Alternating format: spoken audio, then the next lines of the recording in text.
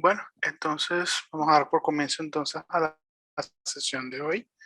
La sesión más que todo para comentar un poquito sobre el, este programa de planificación de operaciones y ventas. Le damos la más cordial bienvenida de parte de la coordinación ejecutiva a todos ustedes. Un placer acompañarlos. El día de hoy vamos a conversar justamente de un tema interesante que está en boga en todo lo que tiene que ver con temas de planificación. Es si el Machine Learning en la planificación de la demanda se puede usar como herramienta para la toma de decisiones, si es una realidad o una ficción. Entonces, para que más o menos vean cuáles son los temas que vamos a tratar hoy, la agenda, bueno, quién soy yo primero que nada, placer ante todos, soy Osvaldo Felizola, soy profesor del Centro Internacional de Energía y Ambiente de IESA en Venezuela, yo me encuentro ahorita en Caracas, Venezuela, y justamente soy profesor en el MBA del IESA y soy profesor en el área de gerencia de operaciones, estrategia de estructura y control de gestión. Y formulación de proyectos desde el 2017 específicamente, lo cual les da una idea de que estoy acostumbrado a este tipo de temas, soy consultor en temas operativos y soy coordinador invitado por parte del programa de Session Operating Planning. Estoy cursando ahorita un PhD en la Universidad Simón Bolívar en Venezuela sobre el tema de planificación energética, que está fuertemente relacionado con esto, y soy ingeniero mecánico de la Universidad Simón Bolívar en Venezuela. Tengo más de 15 años de experiencia, aunque esto es lo que demuestra que ya me estoy poniendo viejo, en ambientes de alta incertidumbre, así que estamos al día con todas estas últimas tecnologías sin mayor problema. Entonces, ¿cómo es la agenda que vamos a tratar hoy? Vamos a hacernos esa gran pregunta que no necesariamente tienen por qué conocerla, y es ¿qué es el Machine Learning? ¿Qué significa Machine Learning? ¿Qué tiene eso que ver con la planificación de la demanda en una organización? ¿Por qué es importante? ¿O por qué será importante? ¿Qué se necesita para implementarla? Si yo decidiera implementarla o ustedes, ¿vienen por la organización o vienen por mí? Es decir, esto va a ser esa tecnología que de una vez por todas sustituirá a todos los seres humanos del trabajo, así como un pequeño caso de estudio rápido, muy sencillo, que creo que casi todos lo conocen, pero eso que nos da la oportunidad para hablar del tema y para que vean qué tan poderosa es esta herramienta. Y así como los comentarios finales de los que nos llevaríamos el día de hoy. Entonces, les comento, pueden escribir en el chat porque me gustaría escuchar su opinión con respecto al siguiente pregunta. ¿Qué es para ustedes el Machine Learning? Vamos a aprovechar un poquito esta bicanalidad que nos da el Zoom. Me gustaría leerlos aquí rapidito, unos minutos para que, sin pena, si no saben absolutamente nada, pueden ponerlo, no sé nada. Tienen que ver cosas con computadoras.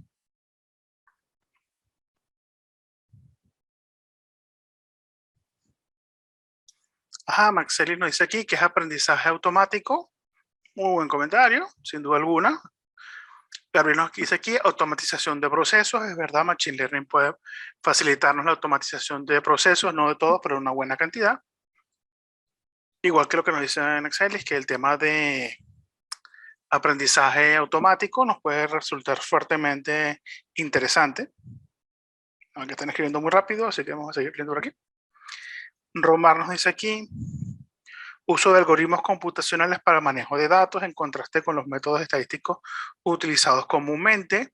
Oye, qué interesante comentario de Romar. Fíjense, nos está hablando de algoritmos computacionales como modernos, ¿cierto? No es esos métodos estadísticos tradicionales, esa estadística que nosotros vimos cuando estábamos en la universidad o en el ejercicio de la profesión, de esas cochinas que tienen que ver con Excel y todo ese tipo de cosas, ¿cierto? Pero Omar, te vas a sorprender. Oscar nos dice aquí, desarrollo de técnicas que le permiten a las máquinas aprender perfectamente, bueno, o sea, básicamente una traducción literal del nombre, aprendizaje de máquinas, machine learning, completamente válida. Oscar, y te digo, es interesante porque cómo aprenden las máquinas.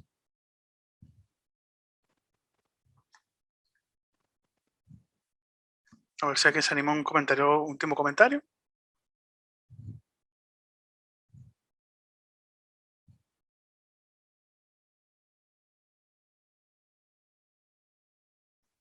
Bueno, Rogelio nos habla aquí del tradicional inteligencia artificial. Gracias, Rogelio. Quería ver si alguien decía o lo mencionaba. Eso es un tipo de aprendizaje de máquinas o machine learning. Normalmente a mí me gusta poner definiciones un poco más formales, por llamarlo así. Pero fíjense que les voy a poner dos. Como soy profesor del área de planificación energética, vamos a agarrar la definición que Iberdrola, una compañía de energía española, habla del machine learning. Es una disciplina del campo de la inteligencia artificial que a través de algoritmos dota a los ordenadores o computadoras, como se le dice en América, la capacidad de identificar patrones de datos masivos y elaborar predicciones. Fíjense, nos permite hacer análisis predictivo. Básicamente, este aprendizaje permite a los computadores realizar tareas específicas de forma autónoma, como ustedes mismos me comentaron, sin necesidad de ser programados. Otra definición de una compañía que vive de esto, fíjese, IBM. El Machine Learning es la forma en que la inteligencia artificial permite a un sistema aprender de los datos en lugar de aprender mediante la programación explícita. Justamente lo que me estaban comentando, no es nada de esa estadística vieja, esa horrible estadística que lo que nos hacían calcular promedios, varianzas y desviaciones. Sin embargo, el Machine Learning no es un proceso sencillo. Y esto me encanta que lo diga IBM, que literalmente vive de venderlo. Conforme el algoritmo ingiere datos de entrenamiento, es posible producir modelos más precisos basados en los datos. Y también pasa lo opuesto, se puede hacer mucho más sesgado. El modelo de Machine Learning es la salida de información que se genera cuando un algoritmo trabaja con datos. Es decir, básicamente tienes una entrada de datos, la transforma y la convierte en otra cosa. Por eso es que se habla de una entrada y salida de datos.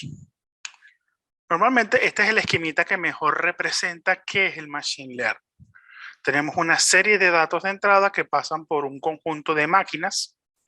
Claro, están puestas unas máquinas muy bonitas de esas mecánicas tradicionales, pero piénsenlo en el mundo de la computación. Puede ser un algoritmo, puede ser un programa de computación, puede ser algo hecho en Python, está hecho en Excel. ¿Quién dice que no? Y al final nos da como salida una información en forma de tablas, gráficos para la toma de decisión. Nos indica si se puede vender o no se puede vender algo. Se establece cuáles van a ser las estrategias de ventas. Y al final lo que nos interesa, producir dinero. Se lo veo secreto del Machine Learning. Aquí aprovecho para dar algunos comentarios. Primero, no necesariamente necesitan Big Data para Machine Learning. ¿Qué es la Big Data? Nosotros decimos de cariño, una definición sencilla de qué es Big Data son las famosas 3 Vs o Bs. Velocidad, es decir, que la cantidad de datos que están llegando de una forma masiva al sistema. V de volumen, que la cantidad de información que está llegando es enorme, no solamente es rápido, es decir, que está llegando instantáneamente, sino que la cantidad que llega es enorme. Y la tercera, V, es de variedad, es decir, la información que llega no son solamente números de computadora, pueden ser imágenes, posiciones en un mapa, preferencias, tweets, post de Instagram, like de Instagram, mensajes de YouTube. Eso hace que la información que se maneje sea enorme.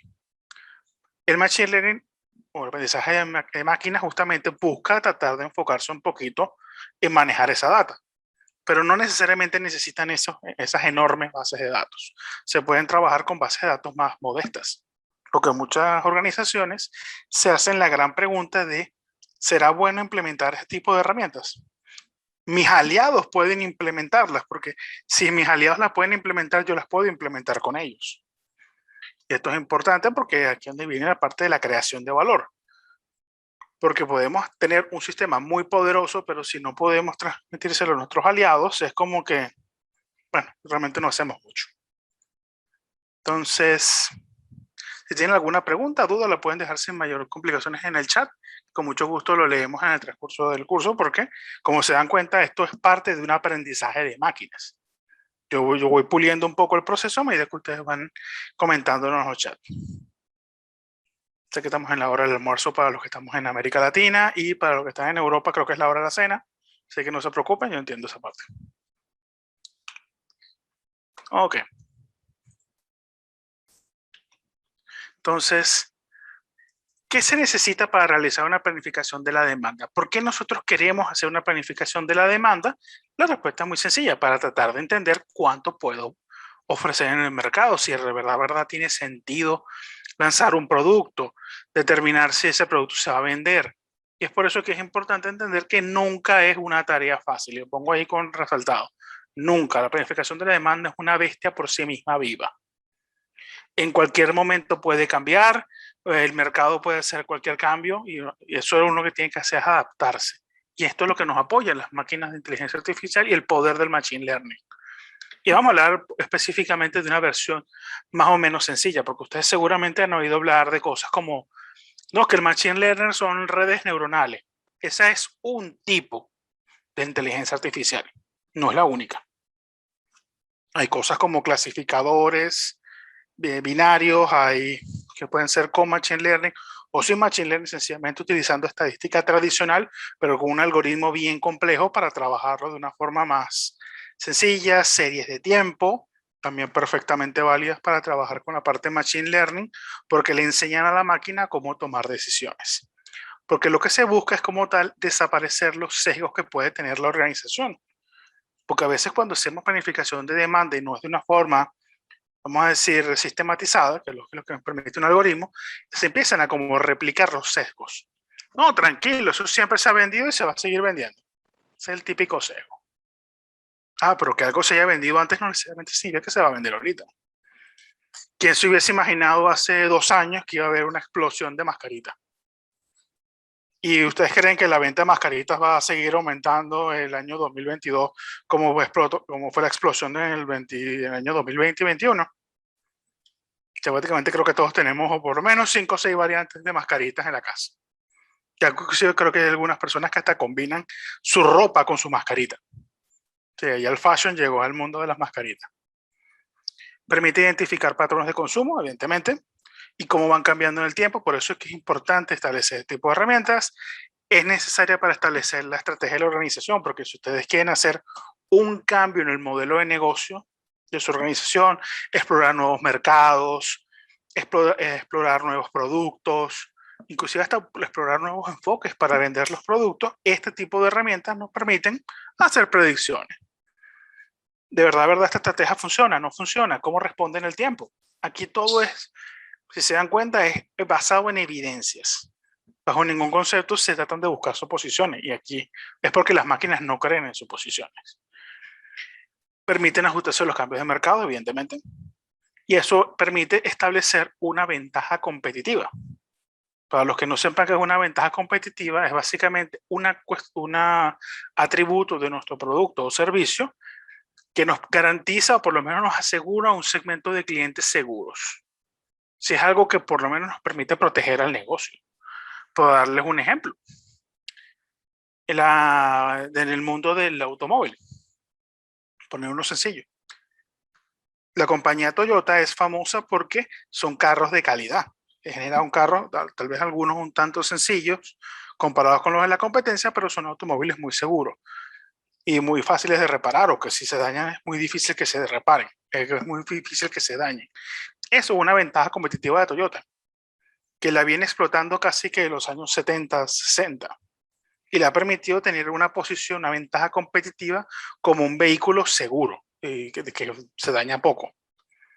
Y eso es una cuestión que algunas personas les toman muchísima importancia cuando van a comprar un vehículo. Y Toyota lo protege celosamente. Hasta el punto, bueno, su cultura japonesa, no cultura necesariamente las que tenemos nosotros en nuestros queridos continentes, pero en Japón se cuidan tanto de eso que hasta las mismas compañías japonesas son forzadas a trabajar bajo este esquema. Y es por eso que la famosa marca país de Japón justamente va a tratar de enfocarse en las ventajas competitivas de calidad. Tal vez no sean productos de alta tecnología, ustedes no se imaginan un Toyota como un carro de alta velocidad o de alta tecnología como un Tesla, pero ustedes están seguros que si ustedes compran un Toyota es perfectamente funcional y que va a durar mucho tiempo. Ay, botón equivocado, perdón. Aquí la inteligencia de las máquinas me demuestran que soy lento, soy yo. Entonces, ¿qué se necesita para implementarla? Que es una gran pregunta que toda organización se puede hacer en caso de que no lo tenga en la organización. Lo primero que nada es tener datos, porque las máquinas no entienden de percepciones. Esto es lo que se conoce como un enfoque data driven o guiado por datos.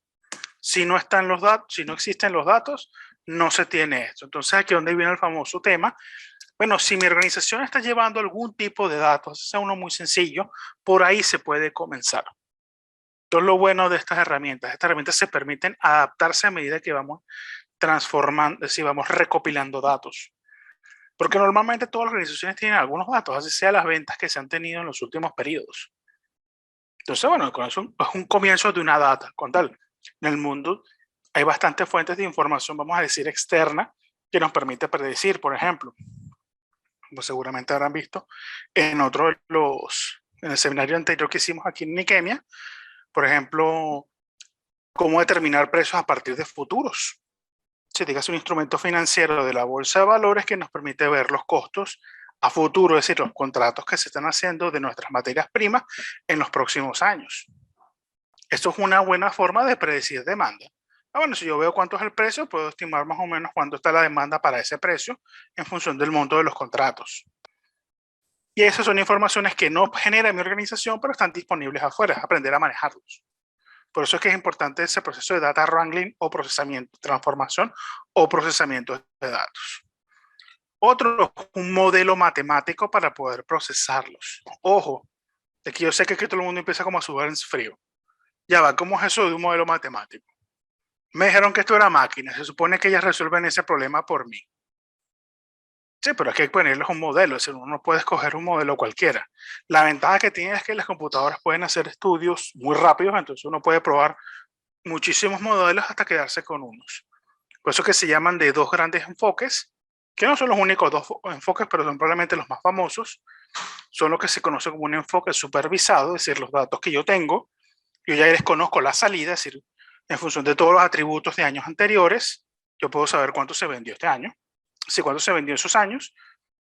Entonces, si yo tengo la información y la respuesta de cómo fue la información, por eso se dice supervisado. Entreno a la máquina con información fuente y el resultado que se tiene. Entonces se modela o se perfila mejor ese modelo. Otro es el no supervisado, que es un poco más complicado, porque como tal es un proceso en el cual yo no necesariamente conozco la salida.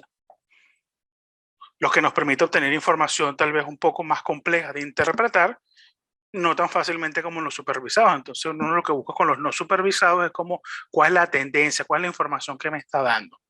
Se usa históricamente supervisados, se utilizan por ejemplo para hacer planificación de la demanda de unidades a venderse. Si sé cuántas unidades se han vendido en el pasado, cuántas se pueden vender en el futuro.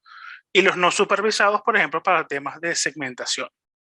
Oye, fíjate que todo el mundo que compra estos productos tiene este servicio, tiene estas propiedades. Todos son amantes de perros.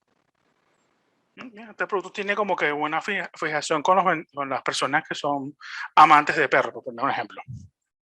Ojo, también hay que tener mucho cuidado porque el análisis supervisado puede tener un poquito de ruido.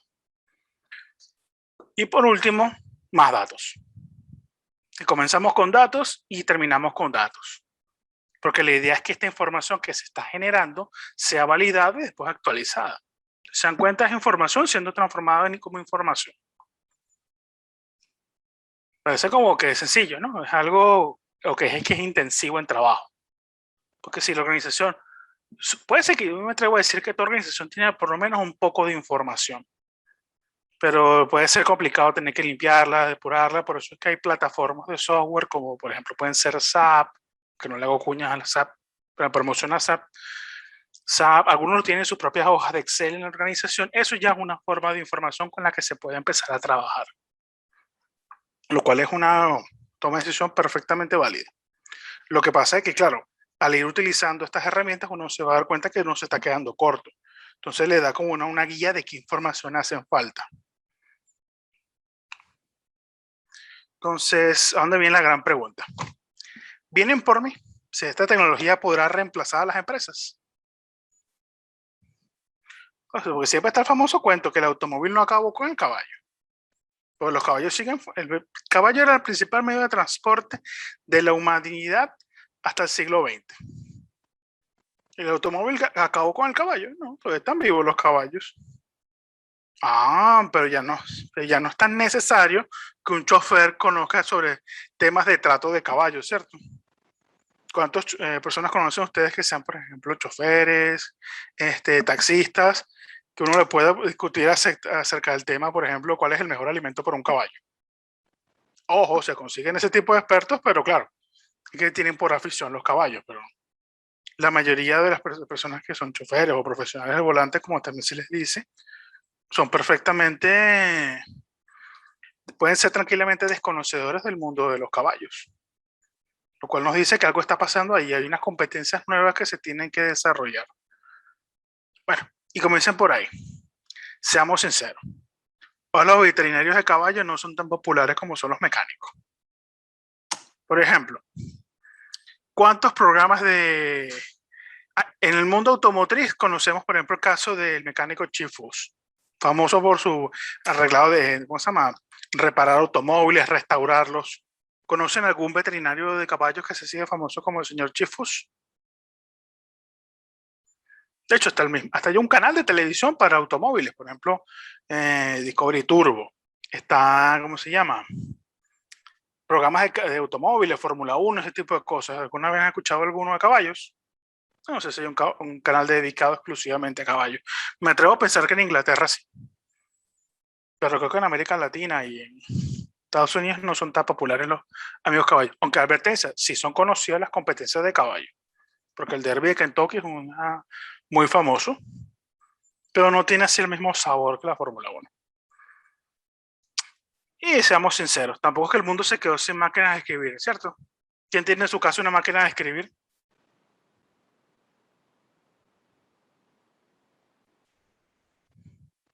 La foto del gato, espero que ustedes no estén como ese gatito que está allí. Sí, el secreto de todo esto es que esto es una tecnología que está llegando. Y si no nos adaptamos a ella es cuando vamos a desaparecer. Porque esto es como la llegada de la computadora, la llegada del automóvil. Realmente lo que hay que hacer es adaptarse a ella y tomar sus pros y sus contras. Hay cosas que nos van a ayudar a desincorporar, por ejemplo, ese gran tema que tenía en el mundo de la computación, con el manejo de datos, el manejo de información. Ahora estos algoritmos permiten procesarlo. Ahora el tema es, yo los estoy llevando, yo estoy recopilando esa información porque estas máquinas, como se dieron cuenta en el diagrama anterior, dependen de la información con la que lo alimento. Si la información no es buena, esa información que ellos obtienen no necesariamente es buena. Entonces voy a presentarles un casito de estudio relativamente sencillo. Esto es una compañía que seguro que todos conocen. ¿Reconocen ese logo?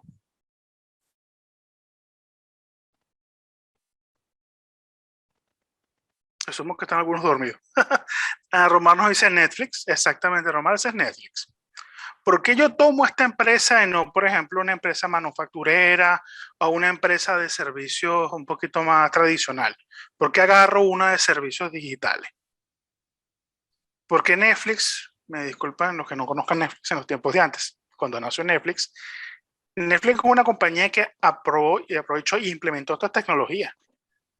Porque si no conocen a Netflix, nuestra amiga Giselendi, pero perdón si pronuncié mal tu nombre, Giselendi, creo que es. Ajá, dice porque todos la utilizamos perfectamente, si es una empresa conocida por todo. Entonces, se está riendo, así que creo que lo pronunció horrible, perdona. Qué pena. Pero bueno, disculpa, pasa que como no me pasaron la lista de los participantes, no pude practicar los nombres. Entonces, pero coincidencia, es verdad. Tú tomando una empresa que sea conocida por todos para que vean cómo fue la transformación. Y estoy más que seguro que ustedes se van a quedar impresionados del poder de esta empresa.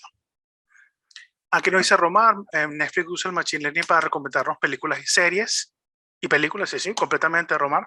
De hecho, ese algoritmo de recomendaciones que usa Netflix no es de Machine Learning, es un algoritmo un poquito más sencillo entre comillas, porque es un algoritmo complicado, pero no es una forma de estadística tradicional. Después les cuento un poquito sobre ese algoritmo. Entonces, pero para que vean el poder de esta empresa, pónganse en la posición de 1985. Sé que muchos, o la mayoría de ustedes no habrán nacido para esa época, Pero si le preguntan a sus padres o a personas, primos mayores, les contarán que en esa época nació una empresa que su negocio era la venta y alquiler de películas. Para los que no sepan, en los tiempos de antes que tuviésemos el streaming, las películas no eran grabadas, y las películas solamente se podían ver en el cine. O sea, hasta 1970, hasta los años 70, la única forma de ver películas era ir a verlas en el cine. No había formatos de grabación. Dos compañías importantes, JVG y RCA, JVG y Sony, desarrollaron una tecnología que era las cintas de grabado. Cintas de VHS o de Betamax para el caso de Sony. Se sabe que me está cayendo la cédula, pero estamos tratando de ponernos en la posición de 1985. Nace esta empresa que decide, bueno, la gente no necesariamente compra una película y la va a tener siempre en su casa. Entonces vamos a ofrecer la oportunidad de nosotros comprar las películas y ustedes, bueno, primero que las personas puedan venir a comprarlas con nosotros, o la otra opción, este es el cambio de modelo de negocio en 1985, que puedan venir, alquilan su peliculita y a la semana perfectamente la devuelven. Entonces puedes estar todas las semanas, se convierte en la rutina de ir todos los viernes o todos los jueves al Blockbuster, sacar 2 o 3 películas para disfrutarlas el fin de semana. De hecho, esto es una cuestión muy ochentosa. Los 80 no solamente es música, ¿cómo se llama? Esos trajes con hombreras y las grandes correotas y Madonna cantando, sino también es esta llegada de estas tecnologías de grabación. Claro, la gente ya tenía en sus casas, porque eso fue otra cuestión, fue que en los 80 se popularizó estos equipos de grabación, también conocidos como VHS y Betamax, a lo largo de todo el mundo, específicamente en los Estados Unidos. Si se dan cuenta, aproximadamente a los 12 años nace una compañía conocida como Netflix, que para poder competir con este monstruo llamado Blockbuster, se apalancó en una nueva tecnología emergente en el 97, que eran los DVDs, que es el reemplazo en la forma de grabación digital de estas películas de Betamax o VHS. Pero Netflix tenía una complicación, que Blockbuster es una compañía que está regada en todos los Estados Unidos. Para el 1997 tenía más de 8.000 tiendas en todo el mundo. ¿Cómo una compañía recién nacida puede darse el lujo de competir con esta bestia como Blockbuster? Pues se le ocurrió la única cosa que podía hacer. Bueno, vamos a hacer la opción, el plan B. Vámonos por una tecnología que no aproveche Blockbuster, que era el correo tradicional. La cosa más sencilla del mundo. Perfectamente válido. La diferencia entre Netflix y Blockbuster, porque la leyenda cuenta que Netflix ha nacido porque cuando su creador, Rex, fue a alquilar una película en Blockbuster, se le pasó la fecha de entrega. Entonces, bueno, tuvo que entregarla una semana diferida. Y cuando fue a entregarla le cobraron casi $40 entonces casi que el costo de la película. Wow, ¿qué es esto? Entonces lo que se le ocurrió, bueno, yo lo que voy a hacer es, voy a ofrecer las películas por correo allá en el 97 y las personas la pueden ver tanto tiempo como quieren. Lo que hacen es que me devuelven la película, si ellos pagan su suscripción mensual y les envío su CD, su DVD en función de sus peticiones, se envía por correo y cuando me devuelvan la película yo se las proceso. Entonces tienen derecho a sacar otra película. Entonces, una cosita rara que se le ocurrió a Netflix, pues estamos hablando del 97, Netflix no está llevando ningunos datos. En el 2000, 3 años después, comienza a utilizar un sistema de calificación sencillito, 5 estrellitas, porque ellos no sabían qué películas eran más populares que otras. Así que, oye, ¿cómo yo te puedo dar a ti un proceso de recomendación? Una estrellita, si la película no te gustó, o si le ponías 5 estrellitas, si te había gustado mucho. Eso es lo que te buscaba Netflix. Para tener, evidentemente, una compañía pequeña, tener el mejor repertorio posible de películas de buena calidad. Entonces, ¿cómo pasó el tiempo? Ahora estamos en el siglo XXI. Ya empezó a cantar, esta es la época de los Backstreet Boys. Ahora estamos entrando en la era de, ¿cómo se llama? De Britney Spears y, ¿cómo se llama esta muchacha? Hilary Duff. Pues en el 2006, Blockbuster llegó a tener casi el 36%, el 36,5% de todo el market share de películas alquiladas. Netflix tenía apenas el 13,9%, es decir, casi que 2 veces más grande. De hecho, más de 2 veces más grande. Es decir, Blockbuster era un monstruo en el sector. 2006. Para que se dé una idea, aquí todavía no, esta es la época donde empezó a salir el Windows XP. Bueno, el 2006 está inclusive hasta el Windows Vista. Para los que no sepan más o menos en relación tiempo, fue una versión de Windows probablemente muy odiada por toda la humanidad. ¿Verdad que no conozco a nadie que sea amante de Windows Vista? Pero esto es el secreto. O sea, póngase en la posición, eres una compañía pequeña. Tienes ese monstruo que tiene 8.000 tiendas en todo el mundo. ¿Cómo podías competir con ellos? Entonces a Netflix se le ocurre la única cosa que podía hacer con el poco dinero y que tenía un servicio de correo. Me voy a enfocar entonces en el servicio online. Para la época se le conocía como VOD o Video On Demand. Yo sé que ahora le decimos streaming, pero en su época se le conocía como VOD. Entonces hizo una inversión importante de dinero, una compañía pequeña, tiene un mercado muy pequeño, y decide hacer el hecho de implementar este servicio de tecnología. Es decir, decidió meter la computación.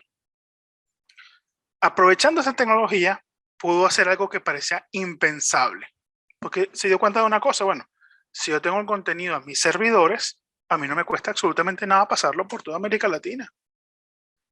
Entonces aquí empezó a, bueno, si yo tengo ya mi contenido aquí en Estados Unidos, ¿por qué no lo comparto con el resto del mundo? Claro, había que tratar unos temas de patente con cada uno de los países donde estaba operando, pero un buen pool de películas era perfectamente válido.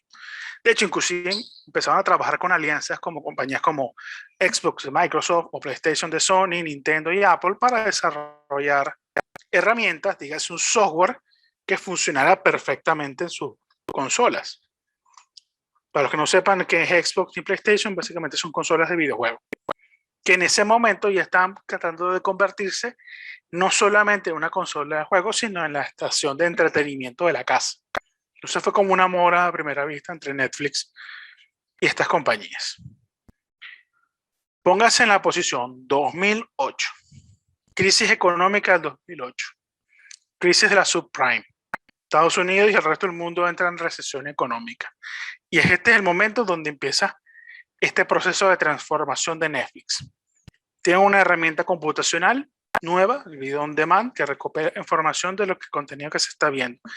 Hacía pocos años tenía un sistema de calificación sencillo de 1 a 5 estrellas. Pues, lo que va a pasar ahora va a ser increíble. Lo primero es que en el 2009, un año de ese lanzamiento por toda América Latina y con estas herramientas, Netflix lanza el famoso Netflix Prize, una competencia que buscaba desarrollar un nuevo algoritmo. Estamos hablando de 2009.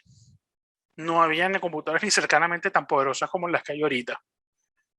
Y Netflix, pues ya Netflix tiene contenido, tenía entre su base de datos casi 19 millones de películas recomendadas. Entonces empezó a ofrecerlas. Bueno, vamos a ofrecer un premio por $1 millón a que me desarrolle un algoritmo de recomendación de películas, porque mi negocio tiene que ser no vender películas ni alquilarlas, sino que tú cuando quieras sentarte a ver, porque tienes ahora un nuevo poder, esa duda que se te presentaba en la tienda de alquiler de películas, la puedas tener ahora, sentado. Entonces que tengas un sistema de recomendación que antes no había. Si se dan cuenta, 2006, 36% del mercado. Para el 2010, Blockbuster en bancarrota. Hasta el punto que en el 2011 tuvo que ser liquidada. Muchos atribuyen esto a la llegada de Netflix, pero la respuesta es mucho más compleja. Pues porque sencillamente Blockbuster no vio venir lo que vio venir Netflix. Blockbuster no tenía un sistema de calificación de películas. Era una compañía más vieja. Tenía la información, sí, sabía qué películas se estaban alquilando, pero no sabía qué tan buenas eran, qué público la veía. Para darles una idea del poder del algoritmo que desarrolló Netflix en el 2019, el equipo que se ganó el premio del $1.000.000 por desarrollar el nuevo algoritmo, Netflix hasta el día de hoy no lo puede implementar, porque el algoritmo es demasiado computacionalmente pesado.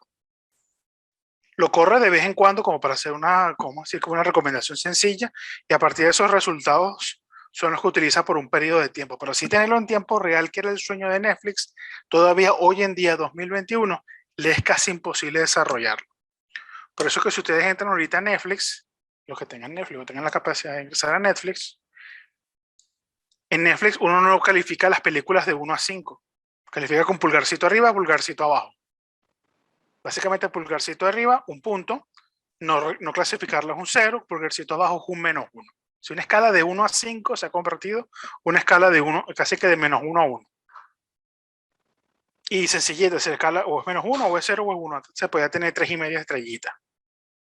Entonces nos dice lo difícil que es este mundo, pero eso no es ninguna restricción para una compañía. Como les comentaba, mientras Blockbuster está quebrando, Netflix le lanza algo interesantísimo. Empieza a desarrollar sus propios contenidos. Porque yo ya sé qué películas se están viendo, qué contenido de películas se está viendo, de qué trata esa película, qué segmento la está viendo, qué segmento está viendo películas en este momento. Entonces, bueno, si yo ya sé toda esa información, puedo empezar a desarrollar contenido. Hasta el punto que en el 2013 lanzó la exitosa serie House of Cards, para los que son fanáticos de películas de intriga política. Básicamente uno de esos grandes éxitos de Netflix, que la puso en el radar del mundo del entretenimiento, porque ya no solamente Netflix era la compañía de alquiler de películas. No, ahora está desarrollando contenido, ahora es Netflix Studio. De hecho, mientras que en el 2011 empezó a desarrollar contenidos, Netflix desarrolló en el 2013 su propio estudio de grabación en los Estados Unidos y ya estaba haciendo sus propias películas y series. Básicamente porque Netflix se enfocaba en series. No, todavía se enfoca básicamente en series porque tiene mejor engage para ellos. En el 2013 establecen una alianza con los principales estudios de Hollywood, porque ellos se dieron cuenta, oye, si esta gente de Netflix está vendiendo, ¿por qué no vamos a aprovecharlo? Y empezaron a pasar sus contenidos de Warner, como la saga de Matrix, Señor de los Anillos, Disney con sus películas de Marvel, Universal con todas sus películas de Rápido y Furioso, Century Fox con todo lo que desarrolla Century Fox. Bueno, aunque esa época era 20th Century Fox, hoy en día perdió el nombre. Hasta el punto que, fíjense cómo fue la explosión, ya en el 2018 ya no solamente tenía películas producidas por ellos, series producidas por ellos, contenido desarrollado por los grandes estudios de Hollywood, sino que en el 2018 empezó a desarrollar contenido foráneo. Es cuando empieza la explosión de películas coreanas y series coreanas. Bueno, pues ya Netflix puede tranquilamente pagarlas. ¿Quién dice que no? Y aquí es donde empieza. Fíjense esto, es una compañía que 10 años antes se vio obligada literalmente, bueno, tengo menos del 15% del mercado de alquiler, soy un mosquito. Lo único que voy a hacer es implementar una nueva tecnología que nos dice Marianne, es decir, que el desarrollo de Netflix está basado en toda la información o la data recogida de los clientes y sus gustos a través de su plataforma. Totalmente cierto, Marianne. Sí, literalmente ellos lo que han hecho es recolectar datos. Porque ellos tienen información de qué película estás viendo, serie, o qué contenido, por ponerlo así en términos del medio. ¿Qué contenidos están viendo? ¿Cuánto tiempo lo están viendo? ¿Qué tipo de contenido es? ¿Qué propiedades tiene ese contenido? ¿Qué tan frecuentemente lo estás viendo? ¿Qué tan bien valorado es? ¿Qué tan grande es ese mercado? Toda esa información es a través de la recolección de datos. Para darles una idea del poder, esto todavía está lejos de Big Data. Lejos. Porque lo que están haciendo es review de películas. Y bueno, en este caso, que llaman viewing time, tiempo de vista. Se vende el contenido. En función de cuánto tiempo vende el contenido y cuánto es la calificación que le ponen al contenido, ellos han sido capaces de construir este monstruo. De hecho, este monstruo es tan grande, que en el 2006 Amazon, la competencia, desarrolló la plataforma de Amazon Prime. Pero no fue sino hasta el 2016 que decidió separarla y crear Amazon Prime Video. Y la lanza internacionalmente. Antes Amazon tenía contenido, pero no era su prioridad en el 2006 para poder agarrar una tajada de ese monstruo que es ahorita Netflix, que es la compañía de streaming más grande del mundo. Ellos viendo, porque Amazon es una compañía monstruosamente grande y Jeff Bezos tenía dinero para lanzar para el techo y no quería quedarse atrás en este mundo del contenido. Porque, ojo, no solamente la información, sino la calidad de la información. Amazon tiene la suya, porque Amazon sabe qué compras, qué tipo de contenido compras, cuándo lo compras, qué cosas compras. Aunque en el caso de Amazon es un poco más, ahí sí está más cerca de la Big Data, porque ellos tienen que manejar cosas como que compras no solamente contenidos, dígase películas, series, sino también compras vajillas, compras alimentos, compras repuestos, muebles, joyas, ropa, zapatos, ya cantidad de información. Lo de Amazon sí ya tiende más a ser Big Data. Pero en el caso de Netflix, de hecho, está bien lejos de eso. De hecho, le voy a decir un secreto, era tan, información que recopilaban era tan dramática que una compañía entró en pánico, Disney, que se tuvo que aprovechar, tuvo que hacer lo inimaginable para lanzar su servicio de streaming. Estamos hablando de Disney, una de las compañías de estudio de grabación probablemente más grandes de Estados Unidos, ha tenido que verse obligada a lanzar su propia página de contenido que se le conoce como Disney Plus, la cual lanzó tanto nacional como internacionalmente, si está disponible en todo el mundo. Warner viniendo atrás como Warner Media, viniendo un poquito atrasada, logra lanzar en el 2020 a HBO Max.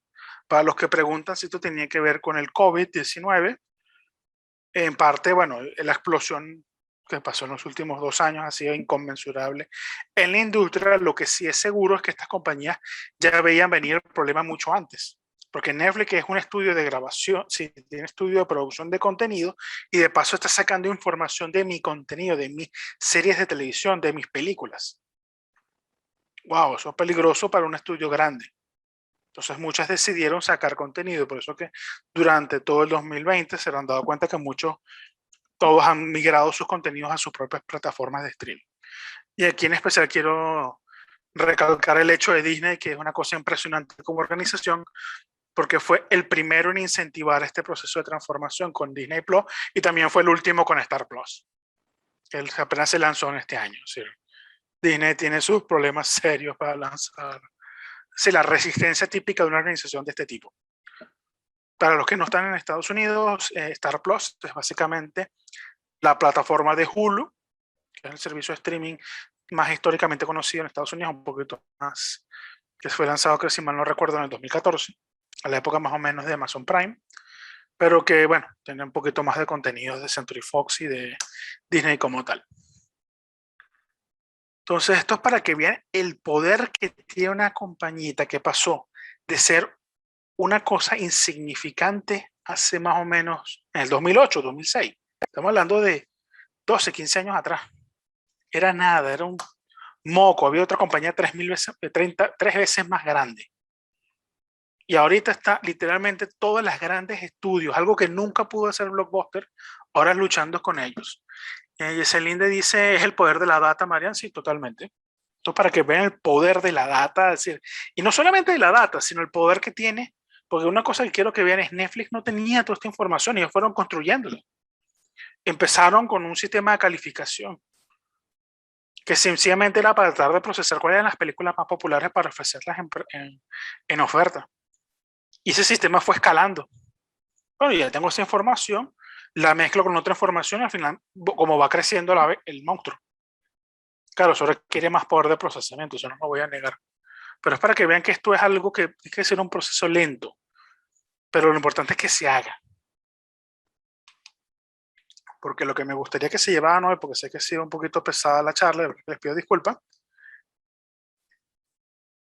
por el tema ¿cómo se llama? De la virtualidad, porque eso es mucho más divertido y agradable hacerlo en tiempo real, así, no en las caras, pero aprovechando que esto es nuestra nueva normalidad y esta información se está recopilando, lo que me gustaría que se llevaran hoy es que para realizar una buena planificación de la demanda no se requieren equipos sofisticados. Netflix no empezó con cosas complicadas.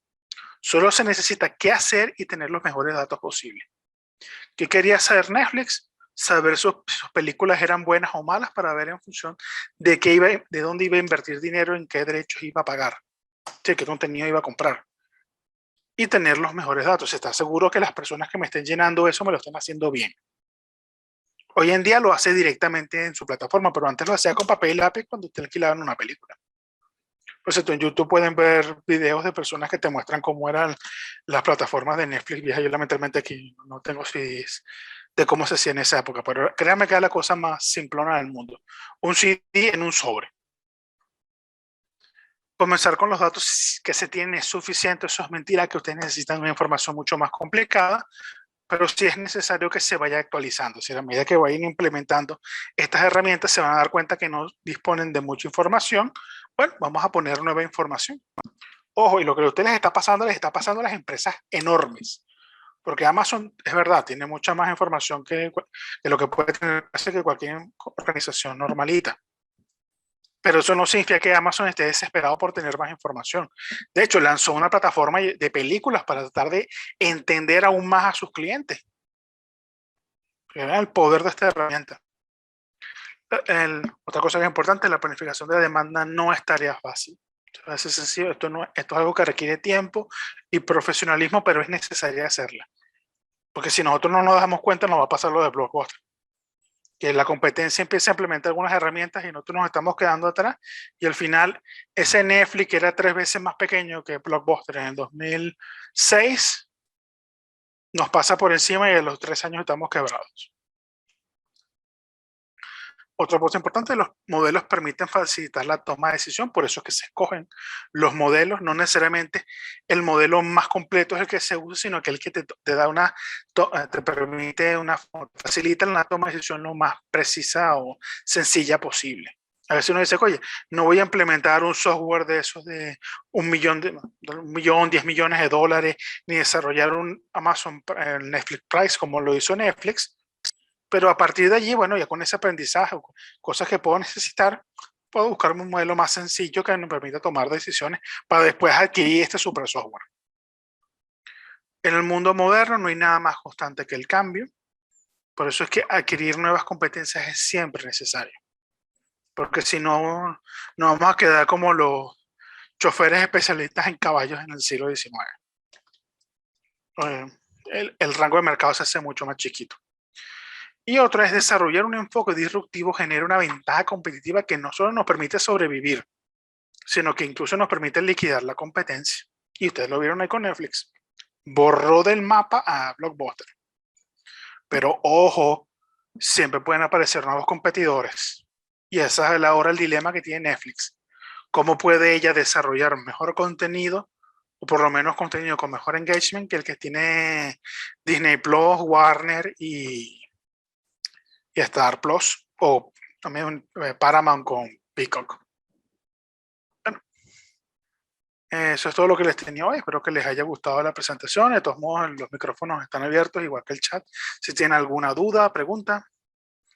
Aprovecho para presentarles un momentico el, ¿cómo se llama? Este programa, porque la idea de este programa de ventas y operaciones justamente es estudiar este tipo de herramientas.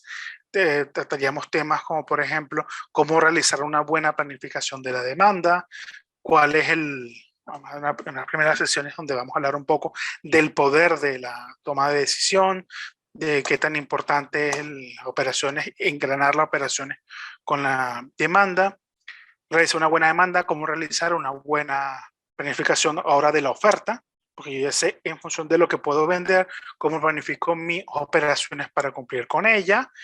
También temas como, por ejemplo, un simulador que tenemos excelente en todo el curso, justamente para conocer un poco más de cómo hacer esta planificación en tiempo real. También vamos a ver, también tenemos este programa, ¿cómo se llama? Ver las nuevas tecnologías, qué herramientas existen para implementarlas en la organización. Y si sienten que estos temas pueden ser abrumadores, no se preocupen, porque inclusive hay un módulo justamente de nivelación, por decirlo así, donde vamos a repasar los conceptos básicos de estadística que perfectamente funcionan a lo largo de todo el curso. Aquí me pregunta, Nidia nos pregunta, ¿cómo se relaciona el Machine Learning con el caso de estudio de Netflix? Nidia, en el caso del Machine Learning de Netflix, yo a partir del que estaba recolectando, obtener una salida, que es la recomendación de la película. Porque si has ingresado a Netflix, te das cuenta que lo primero que te ofrece al ingresar es contenido que a ti te gustaría ver. Como viste, voy a hacer un término, juego del calamar, va a gustar Alice in Chains, que es la que está ahorita popular también, que es más o menos el mismo tópico de el juego del calamar, solo que un poco más japonés.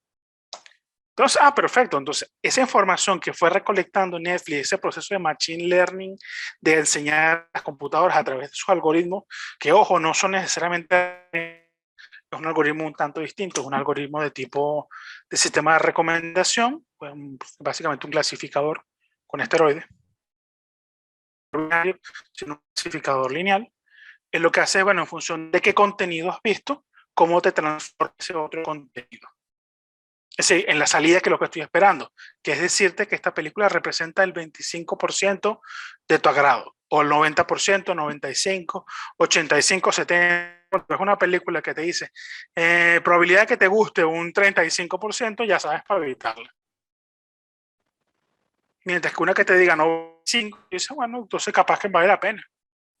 Y ojo, ese es el secreto de Netflix, que tú puedes entrar a Netflix y en cualquier momento, a partir de los datos que le has introducido, que es la ventaja competitiva de Netflix, que es que tú entras y sabes perfectamente que puedes confiar en su clasificador.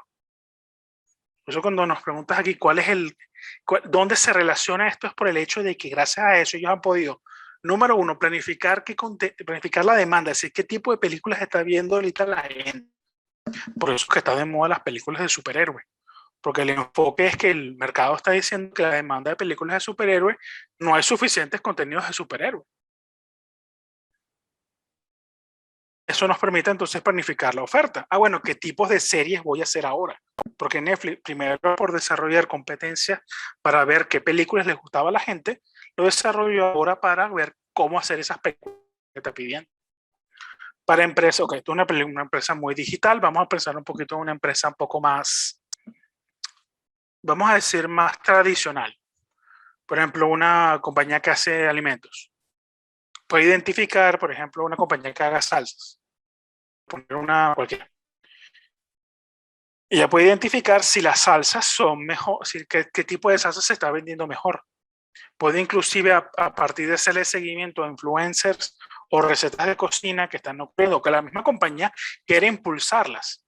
Vamos a desarrollar una serie de cocineros que desarrollen contenido con esta salsa y vamos a ver cuál es la puntuación de estas salsas.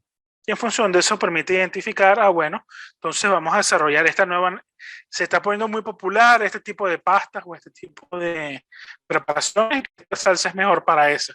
Y así vas, poco a poco. Aquí nos dice, Romar nos pregunta, Machine Learning permite la toma de decisiones con distintos tipos de datos al mismo tiempo. Por ejemplo, opiniones binarias, series de tiempo y texto. Usted lo ha usado en la práctica. Lo que me pregunta Romar.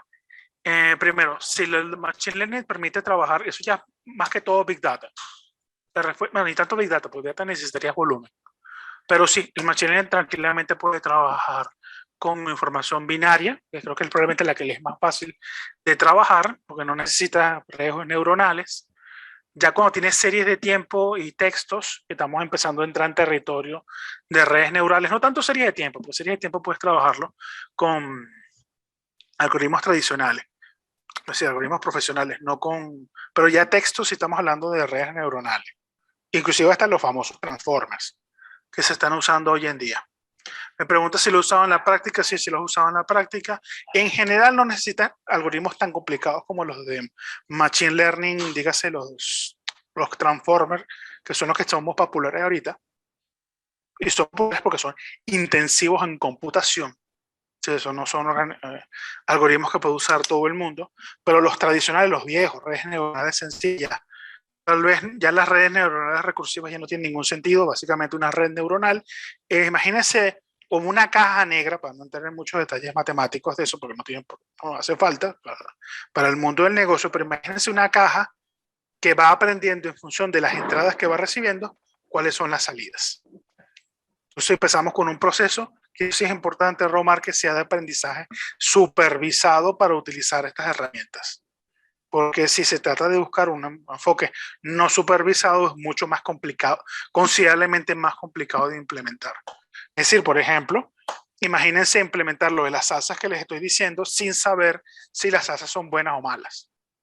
Si tú sabes, por ejemplo, que una salsa de tomate perfectamente funciona con muchos tipos de pastas, tú lo que vas a hacer es, bueno, en función de cómo va yendo la receta, vas viendo cómo es la calificación de las salsas. Mientras que si lo haces completamente abierto o no supervisado, es descubrir qué ves. Mira, lanzamos una nueva salsa pesto para, no sé, para ponérsela a un risotto y a la gente resultó que sí le gustó. Pero eso fue literalmente así ciego.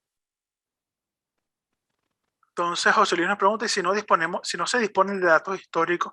José Luis, esto es un tema muy complicado, sin duda alguna. Lo mejor en este caso es tratar de reconstruirlos. Porque, ojo, los datos mientras más precisos se tengan, mejor.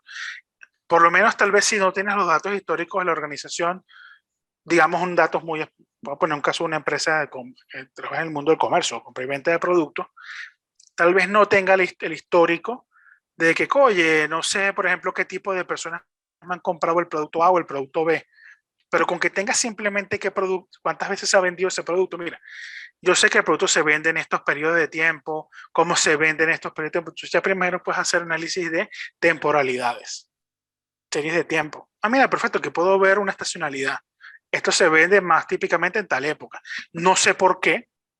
Entonces ya aprendí, bueno, yo puedo identificar, entonces yo ya sé que, por ejemplo, cuando venga, ejemplo, los juguetes, que en su época de mayor ventas ahorita en diciembre, bueno, entre septiembre y diciembre,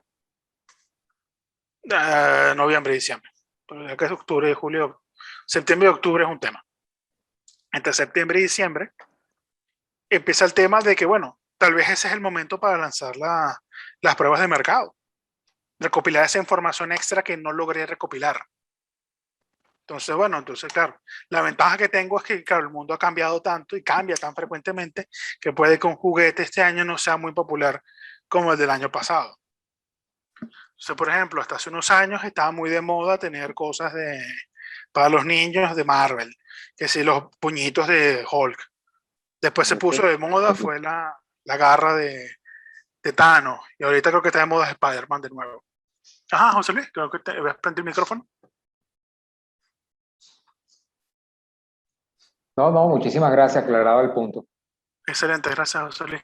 Si se dan cuenta, yo estoy haciendo aquí un proceso de parte de no Machine Learning, pero sí de aprendizaje supervisado. Aquí es no supervisado, que estoy viendo más o menos qué tanto dominio tienen de los conceptos por lo menos desde el punto de vista gerencial, de toma de decisiones.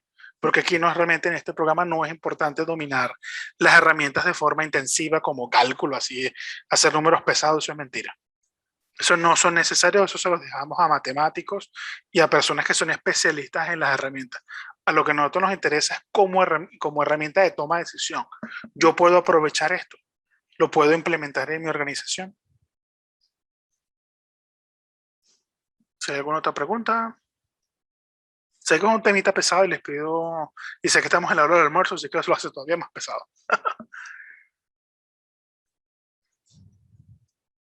Pero les escogí un caso divertido justamente por eso mismo, que fuera ligero hasta ahora. Sí.